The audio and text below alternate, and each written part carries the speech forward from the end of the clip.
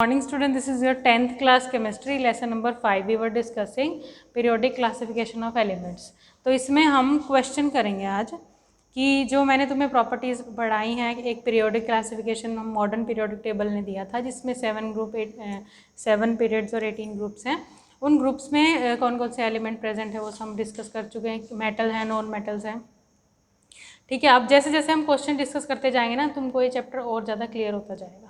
First question है, in periodic table how do you think the tendency to lose electron और gain electron will change in groups और period. मतलब periods और group में electron lose करने की, electron gain करने की टेंडेंसी किस तरह से इंक्रीज या डिक्रीज, मतलब ट्रेंड क्या होता है उसका।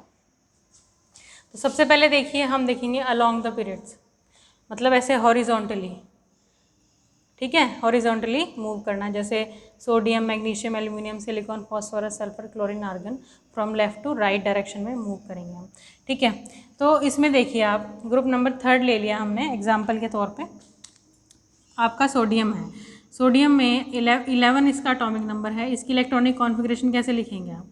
इसकी इलेक्ट्रॉनिक कॉन्फ़िगरेशन लिखेंगे 2, 8, 10 और एक 1, 11, ठीक है। वैलेंस शेल एक है, एक इलेक्ट्रॉन है, ठीक है। इसी शेल में है ये K, L और M, ठीक है, इसमें है। अब इसमें क्या, इसकी इलेक्ट्रॉनिक कॉन्फ़िगरेशन क्या आएगी? K, L, M है ना, तो 2, 8, 2।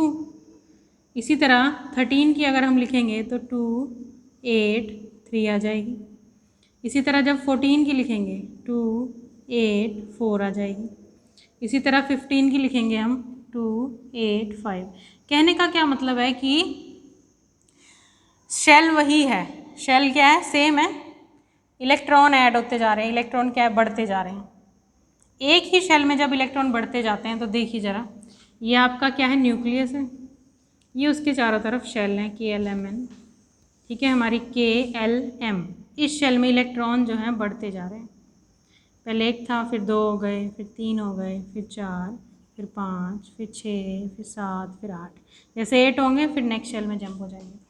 अब इस पूरी रो में एक ही शेल तक में इलेक्ट्रॉन फिल होते हैं 8 तक, ठीक है। न्यूक्लियस है सेंटर में, इलेक्ट्रॉन है। अब इलेक्ट्रॉन क्या होता है, नेगेटिवली चार्ज होता है, पॉजिटिवली चार्ज होता है। जब चार्ज बढ़ रहा है तो क्या होगा, अट्रैक्शन बढ़ेगी, अट्रैक्शन बढ़ेगी, अट्रैक्शन बढ़ेगी, ये इलेक्ट्रॉन को अपनी तरफ खींचेगा।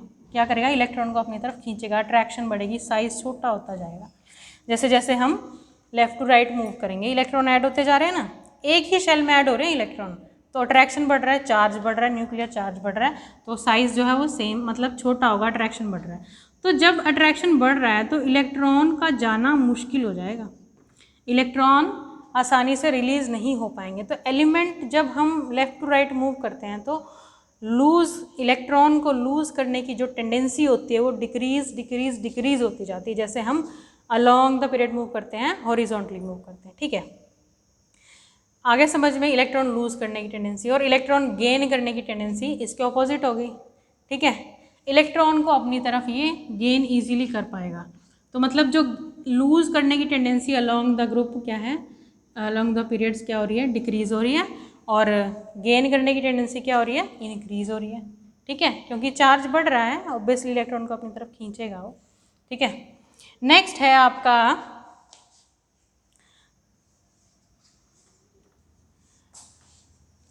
देखिए बेटा, अब अलोंग द पीरियड्स किया था हमने, सॉरी अलोंग द ग्रुप किया था, थर्ड ग्रुप कर लिया था, हम अब डाउन द ग्रुप करेंगे, ठीक है। डाउन द ग्रुप हमारा देखिए, hydrogen, lithium, sodium, potassium, rubidium, caesium और फ्रेंशियम, ये हैं आपके, ठीक है। क्या था एटॉमिक नंबर इसका? 1 है, इसका 3 है, 11, 19, 37 और ये है आपका 55 और इसका आ गया 87, ठीक है। देखो ज़रा, इसकी इलेक्ट्रॉनिक कॉन्फ़िगरेशन क्या होगी, KLM और N शेल लिख दिया हमने। इसमें क्या होगा, 1 इलेक्ट्रॉन आएगा, 2, क्योंकि फर्स्ट शेल में 2 इलेक्ट्रॉन ही आ सकते हैं, जो बाकी बचे वो नेक्स्ट में जाएंगे, 1। इसकी इलेक्ट्रॉनिक कॉन्फ़िगरेशन कैसे लिखी जाएगी, 2, 8, 1। इसकी इलेक्ट्रॉनिक कॉन्फ़िगरेशन कैसे लिखी जाएगी, 2, 8 एंड 8 कितना हो गया, 18 और एक ये 1, 19। इसी तरह से जैसे हम नीचे मूव करते जाएंगे तो क्या होता चला जाएगा, जो ये शेल है नई शेल ऐड होती जा रही है, हर बार नई शेल ऐड हो रही है, हर बार क्या हो रही है, देखिए नई शेल ऐड होती जा रही है। यहाँ नई शेल ऐड हो रही है और आउटर मोस्ट शेल में एक ही इलेक्ट्रॉन है। ये देखिए यहाँ पे न्यूक्लियस है, ये K, L, M, N। जैसे जैसे हम नीचे जा रहे हैं, हाइड्रोजन के केस में ये था, लिथियम के केस में ये आ जाएगा, सोडियम के केस में ये आ जाएगा, और आपके पोटेशियम केस में नेक्स्ट शेल ऐड होती जाएगी। इस तरह से शेल ऐड होती जा रही है। क्या हो रहा है, साइज बढ़ रहा है, इलेक्ट्रॉन दूर जा रहे हैं, हर बार एक नई शेल ऐड हो जाती है, साइज क्या होता है, इंक्रीज हो जाता है।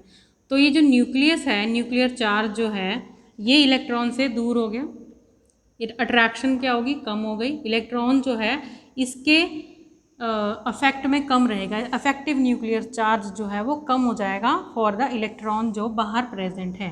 जैसे जैसे बाहर जाता जाएगा चार्ज कम होता जाएगा, अट्रैक्शन कम होता जाएगा, साइज़ बढ़ता जाएगा। जितना बड़ा साइज़ होगा इलेक्ट्रॉन ईजीली बाहर जा सकते हैं। इलेक्ट्रॉन क्या है, ईजीली लूज़ कर सकता है, आपका एलिमेंट इलेक्ट्रॉन ईजीली लूज़ कर सकता है। ठीक है, तो लूज़ करने की टेंडेंसी डाउन द ग्रुप क्या हो रही है, बढ़ रही है। अलॉन्ग द ग्रुप क्या होती है, डिक्रीज होती है। ठीक है, डाउन द ग्रुप क्या है, इंक्रीज होती है because of addition of shell and increase in size. Next question देखिए आपका क्या है, कार्बन जिसका Z क्या है, एटॉमिक नंबर 6,